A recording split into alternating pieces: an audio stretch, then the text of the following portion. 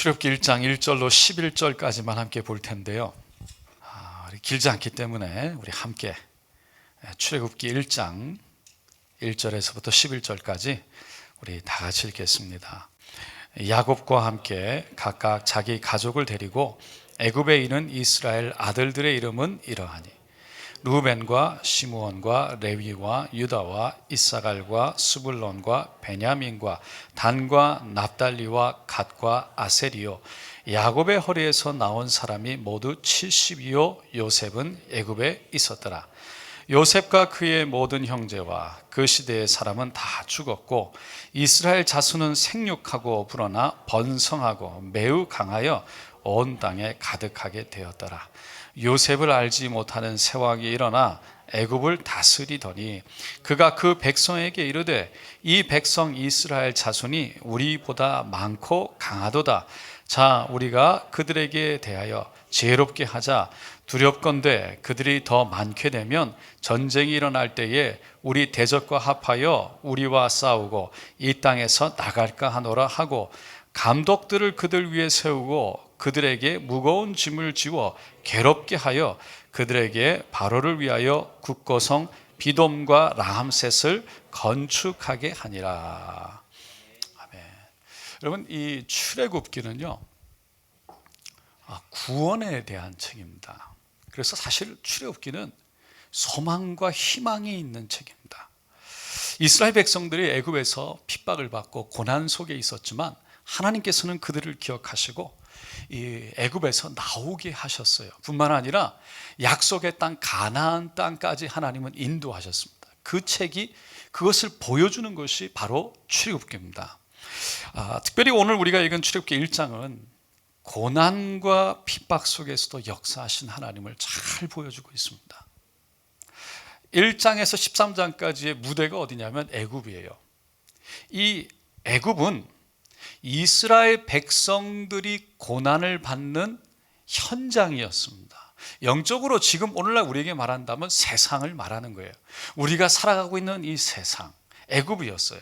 이스라엘 백성들은 아직 출애굽을 경험하지 못했는데 그래서 구원을 경험하지 못했죠. 오늘날로 말하면 아직 하나님의 은혜를 경험하지 못하고 구원을 경험하지 못했. 그러나 하나님이 그들을 선택하셔서 그들과 함께 하시는 그러한 백성들, 하나님의 선택을 받은 사람들을 말하고 있습니다. 그리고 하나님의 이 백성들은요, 죄 가운데 그들은 살고 있었어요. 이 애굽에서 죄 가운데 우상 숭배하며 살고 있었어요. 그러니까 하나님은 이미 그들을 선택하셨기 때문에 하나님의 때에 그들을 구원하고자 하는 것이 하나님의 뜻이었습니다. 그러다 보니까 성경에 보면 하나님의 때에 하나님께서 그들을 구원하신 겁니다. 언제요? 하나님의 때에. 사도행전 7장 11절에 이렇게 말합니다. 하나님이 아브라함에게 약속하신 때가 가까우매 이스라엘 백성이 애굽에서 번성하여 많아졌더니 창세기 15장에 보니까 아브라함과 하나님이 서로 언약을 맺죠. 그 언약을 하나님이 기억하셨어요. 그리고 그 이후로 이스라엘 백성들이 애굽에서 번성하여진 겁니다. 그러니까 애굽에서 이스라엘 백성들이 많아지고 번성하여지고 창대해진 건 저절로 된 것이 아니라 하나님이 하셨어요. 그리고 하나님께서 그것을 보시면서 그것 때문에 약속하신 때가 됐다는 것을 말하고 있는 겁니다. 70명의 야곱의 자손들이요 고센 땅 애굽의 땅에 들어가서 살았죠. 그들은 400년 동안 살았어요. 그러면서 하나님이 복 주시고 복 주셔서 번성하고 창대해지게 된 겁니다. 이 애굽 사람들이 그걸 보고 너무 이 사람들이 강하여졌다라고 말합니다. 얼마나요?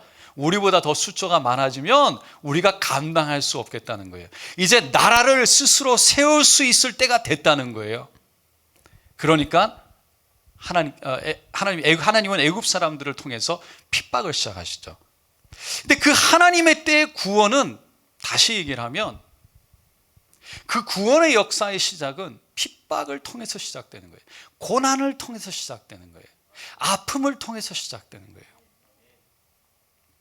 8절에 보니까 요셉을 알지 못하는 새 왕이 일어나 애굽을 다스리더니, 이 요셉을 알지 못하는 새 왕은요, 애굽 제18왕조 창건을 했던 이 아하모스 왕이었어요. 이 왕은 150년간 애굽을 통치했는데, 이 셈족 계통인 힉소스족을 몰아내고 18왕조를 세운 겁니다. 이 요셉이 애굽 땅으로 내려간 것은 이 힉소스족이 애굽을 침략하기 전이었어요.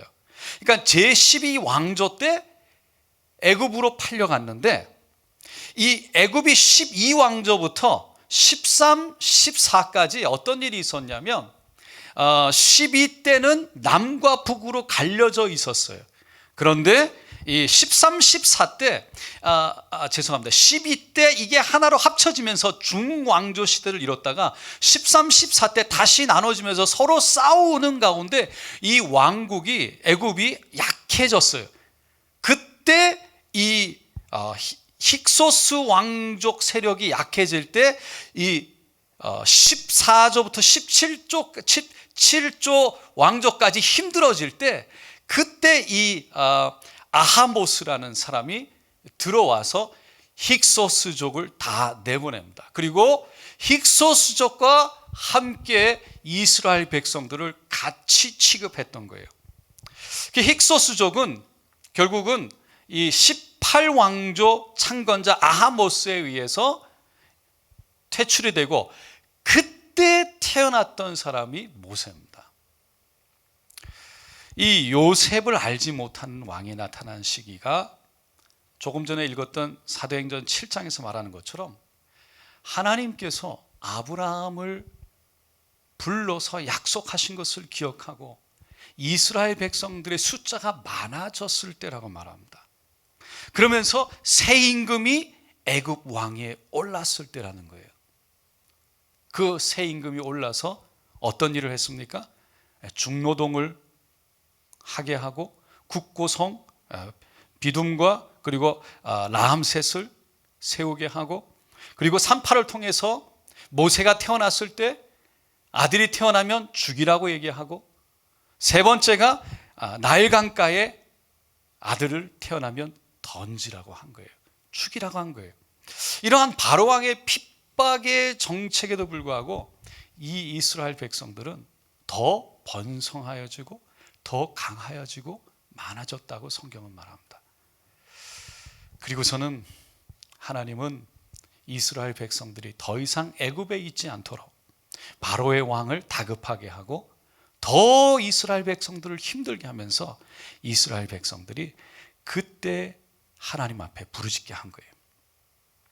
요셉은 결국은 그 모든 힉소스족 왕족 때 이뤘던 모든 것들, 그 역사들, 놀라운 일들이 있는데, 새로운 18왕조가 일어나면서 힉소스족이 했던 모든 것, 다시 말해서 요셉이 했던 모든 것들을 다 지우려고 했습니다. 떠나보내려고 했어요.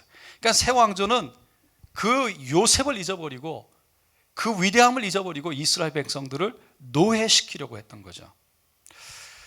여러분, 우리가 하나님의 구원의 역사, 하나님의 역사를 경험하기 위해서는 우리가 출애굽기 1장에서 보는 것처럼 한 가지 깨닫는 것은 고난과 아픔과 시련이 반드시 따라온다는 겁니다.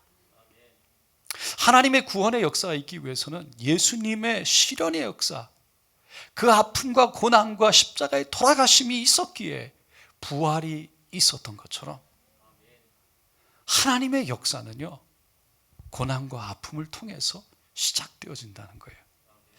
여러분, 만약에 이스라엘 백성들이 애굽에서 다 인정받고 후대받고 잘 살았더라면 그들이 과연 하나님 앞에 부르짖고 그 땅에서 나가게 해달라고 했을까요? 그들은 그 애굽 땅의 좋은 것들을 취하기 시작했을 거고, 문화와 언어와 종교를 다 취하면서 그 땅에 동화돼서 결국은 애굽에서 잘 먹고 잘 살았을 거예요. 어떻게 해요? 애굽화가 되어서. 애굽은 아까도 말씀드렸지만 하나님을 떠난 그러한 나라였고 우상 숭배를 하는 나라였습니다. 하나님을 모르는 나라였어요.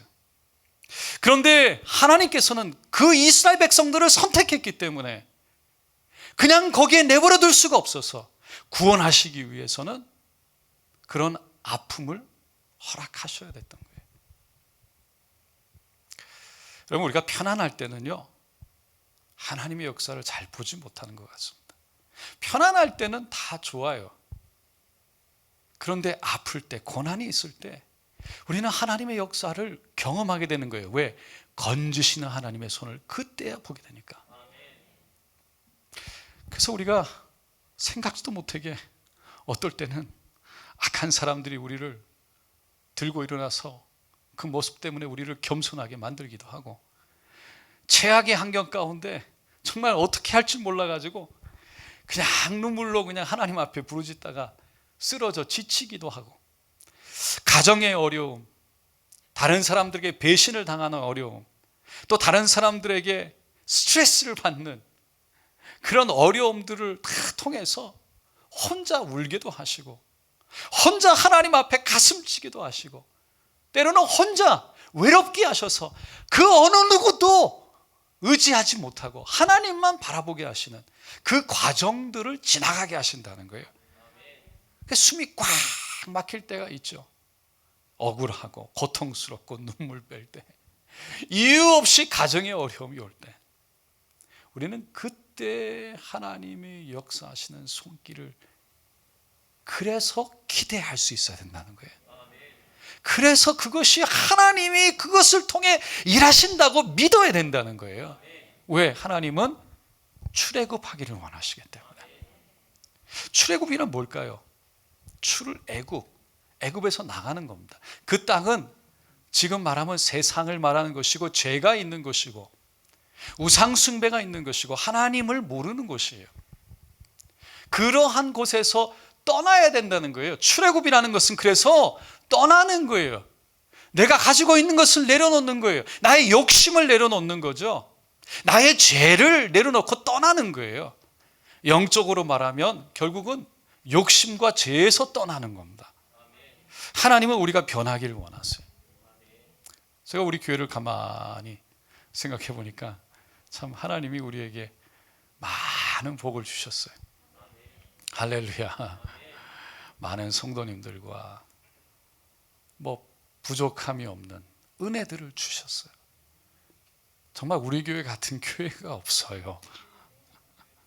근데 너무 편하니까, 할렐루야, 너무 편하니까, 기도 안 하고 너무 편해지니까, 한참 좋을 때 정말 기도 안 했어요. 우리 할렐루야 기도합시다 안 나오시더라고.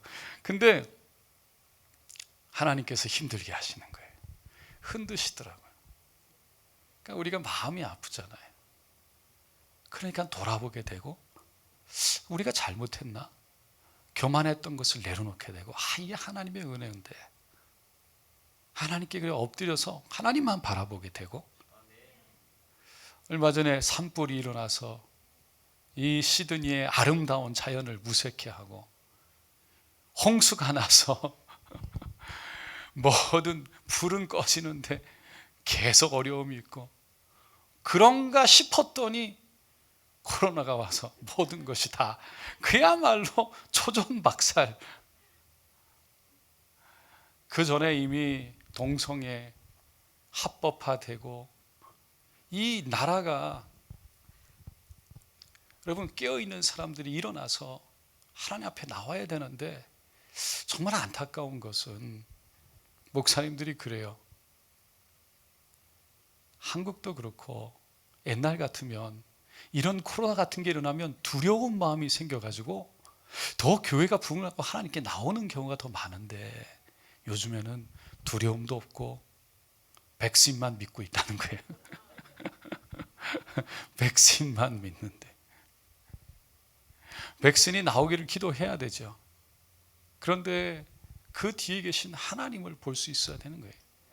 우리가 이 아픔 가운데 있을 때 하나님이 우리를 부르시는 소리를 들어야 되는데, 우리가 죄악에서 떠나야 되겠다는 마음을 가져야 되는데, 우리가 하나님만 의지하고 살아가야 된다는 마음이 있어야 되는데 우리 많은 사람들이 떠나는 거예요.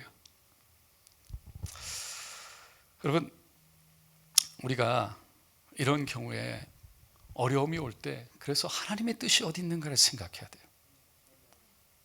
하나님의 뜻이 어디 있는가?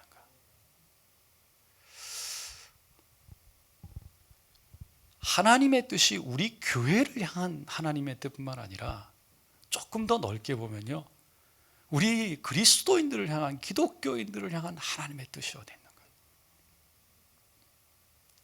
왜 제가 이 말씀을 드리냐면, 지금 한국교회, 다른 교회는 지탄을 받고 교회가 힘들고 교회가 숫자도 줄고 교회가 이제는 많이 부흥해서 물질화되고 이런 거 우리 교회하고는 상관없어. 우리 교회는 그래도 예수를 믿어. 이렇게 생각할 수 있지만, 근데 그 교회는 다른 교회 이야기, 다른 나라 이야기라고 생각하고 우리가 아니하게 되면 결론적으로는 그 모든 지탄이요, 그리고 그 영향이 다 우리에게 오는 거예요. 그러니까 다른 교회 얘기, 다른 나라 얘기로 한다는 건 그만큼 이기적인 거고요, 너무 편협적인 거예요. 교회가 힘들어지고 아파하고 지탄의 대상이 될 때 우리가 아파하고 우리가 돌이켜야 된다는 거예요. 우리가 회개해야 된다는 거예요. 그들을 품고 우리가 기도하며 길을 내야 된다는 거예요. 남의 얘기가 아니에요. 하나님은요, 하나님의 교회, 핏값으로 주고 산 교회, 우리 교회뿐만 아니라 다른 교회도 사랑하시고 관심이 있으세요. 그래서 우리가 정말 하나님의 교회로 쓰임받기 위해서는 시드니에 있는 교회들을 돌아보면서 그들을 축복하고 함께 동력해서 하나님의 나라를 세우고자 하는 마음을 가지는 게 중요한데 이게 쉽지는 않아요. 왜? 물론 우리의 능력 밖에 있는 일들이 있기 때문에. 하나님께서 우리에게 맡겨주신 우리 교회를 사랑하고 그리고 이 교회를 잘 인도하는 것이 우리에게 지금 주어진 일이지만, 그것과 함께 이 교회를 우리가 책임지고 함께 나가면서도 불구하고 이제는 정말 하나님이 원하시는 게 무엇인지를 조금 더 멀리 넓게 볼 수 있는 마음들이 우리 안에 있어야 된다는 겁니다. 정말 우리가 기뻐지는 건 뭘까? 정말 우리가 신나는 것은 뭘까? 우리 교회가 부흥하는 것도 당연하겠지만 시드니에 있는 교회들이 함께 다음 세대를 품고 중고등부 아이들에게 복음을 전해서 그 아이들이 변화되고 하나님께 나올 뿐만 아니라 교회마다 찬양 소리가 울려 퍼질 때 여러분 함께 기뻐할 수 있는 거 아니겠습니까? 우리 교회만 잘 된다고 잘 되는 걸까요? 금방 그 영향은 우리 교회에 다 오게 되어 있는 거예요. 다 오게 되어 있어요. 남의 교회에 도와주는 게 아니에요. 물론 우리가 하나님께서 맡겨주신, 우리에게 소명을 주신 이 교회를 향한 마음을 가지고 이 교회를 붙들고 나가야 되겠지만, 그래서 제가 생각하는 것은 이게 쉽지 않은 일이지만 우리 능력 밖에 있는 것이야 하나님께 기도하며 나아가겠지만, 그러나 함께 시드니를 바라보면서 다른 교회에서 일어나고 있는 일들을 가슴 아파하고 함께 기도하고 그것이 우리의 잘못임을 고백하면서 우리가 거기에서 죄에서 떠나는 것이 출애굽하는 거라는 거예요. 여러분, 사람들이요 이제는 점점 편해집니다. 편해지고 있어요. 한국에서 목사님들 또 신학자들이 얘기하는 것들을 계속 듣게 되는데 이미 시대가 5G 시대로 가면서 사람들이 직접 교회에 와서 예배를 드리는 것이 아니라 영상으로 예배 드리는 것을 선호하는 시대가 되어가고 있대요. 코로나가 이것을 빨리 가속화를 시킨 것뿐이지 이미 그것은 시작되고 있었다는 거예요. 그런 의미에서 생각했을 때 우리가 정말 영상 속에서 하나님의 은혜를 받고 정말 하나님과 소통하고 하는 것은 너무나 좋은데, 근데 많은 경우에 그렇지 않다면 하나님 앞에 나오는 또 열심과 열정이 필요한 것이고, 성도들 입장에서는, 교회 입장에서는 열심히 나오는 사람들, 열정 갖고 있는 사람들만을 품는 것이 아니라 어렵지만 아직 구원받지 못한 사람들에게 교회를 열고 그 사람들을 품을 수 있는, 우리가 조금 불편하지만 그들을 품을 수 있는 그 어려움을 감당하는 일들이 또한 교회에서는 있어야 된다는 거예요. 그러니까 서로가 조금씩 불편해야 돼요. 성도들은 불편하지만 나와서 하나님께 예배를 드리는 일에 열정을 내고, 교회는 불편하지만 예수 믿지 않는 사람들에게 다가갈 수 있는, 그들에게 길을 열 수 있는 그러한 일들을 감당해 나가고자 열정을 가져야 되는 거예요. 여러분, 교회는 이제 이번에 코로나 바이러스를 통해서 깨닫게 되는 것은 건물이 아니라는 겁니다. 더 이상 건물이 아니에요. 교회는 바로 여러분들 한 분 한 분들이고, 여러분들이 모이는 곳이 교회예요. 성도가 있는 것이 교회예요. 그러니까 건물이 중요한 것이 아니라 바로 내가 중요하고 여러분이 중요한 거예요. 우리가 이것을 생각하면서 교회가 출애굽하기 위해서 어떻게 해야 되는가 고민하게 됩니다. 우리 교회에 많은 분들이 밖에서 활동하는 거 제가 알고 있습니다. 아무 말도 안 해요. 저는 오히려 활동하는 거에 대해서 자랑스럽게 생각합니다. 그럼에도 불구하고 우리에게 맡겨진 이 교회에 대한 또 먼저 우리가 책임감을 느끼는 것을 중요하게 생각하지만, 근데 그렇게 한국 교회를 품고 기도하면서 우리 교회를 대표해서 나가서 정말 올바르게 우리 교회의 이름을 가지고 자랑스럽게 그런 일들을 해나가는 것 자체가 너무 감사해요. 제가 여러 번 얘기를 했지만 그럼에도 불구하고 또 저에게 맡겨진 일이 있기 때문에 제가 함께 하지 못하더라도 이 일을 감당하려고 하고, 그럼에도 불구하고 또 그분들을 통해서, 성도님들을 통해서 그런 일들을 또 감당할 수 있기를 바랍니다. 또 목사님들과 만나면서 교제하면서 그런 일들을 함께 꿈꾸고 있습니다. 여러분, 출애굽기 1장에 보면 분명하게 나오는 것은 하나님의 구원은 고난과 어려움과 핍박이 도리어 부흥과 그리고 성장과 축복의 수단이 된다는 것이에요. 그것을 두 가지로 입증하는 것이 성경에 보니까 바로 이 출애굽기, 이스라엘 백성들을 부르시는 그 과정 속에서 역사하신 하나님의 손길을 보면서 알 수 있고, 두 번째는 교회가 시작될 때에 사도행전에서 그 성령의 역사가 일어나고 있는 불과 같은 가운데 핍박이 함께 일어났다는 것을 보면 알 수 있는 겁니다. 결국은 핍박과 순교의 역사가 바로 교회의 역사고 교회를 시작하게 한 것입니다. 그것을 보면서 결국은 핍박과 아픔과 어려움이 와도, 힘들고 아픔과 고난이 와도 하나님은 이스라엘 백성들을 강대하게 부흥시켰던 것처럼 초대교회를 흩으셔서 온 세계로 복음을 전하면서 그 교회를 일으키셨던 것처럼 우리의 개인적인 삶 가운데 또한 우리 교회 가운데 때로는 아픔이 오고 힘든 것이 있고 핍박이 있고 고난이 있지만 그것이 오히려 하나님 안에 있을 때 우리를 더 강하게 하신다는 사실입니다. 여러분, 이것을 믿게 되시기를 바랍니다. 우리가 이것을 믿을 때 구원의 하나님, 소망의 하나님을 볼 수 있고 끝까지 우리는 그 소망의 약속을 붙들고 마침내 승리할 수 있는 줄로 믿습니다. 사랑하는 성도 여러분, 오늘 이 자리에 모여있는 하나님의 사람들, 우리 교회에 있는 아픔들을 끌어안고, 또 오늘 우리가 기도할 때 성목사님 나오셔서 나라를 위해서, 이 땅을 위해서 기도할 때 그 아픔을 끌어안고 함께 기도하면서 하나님의 뜻을 사모하는, 하나님의 역사를 사모하는 소망을 갖는 저 여러분 되시기를 축원드립니다.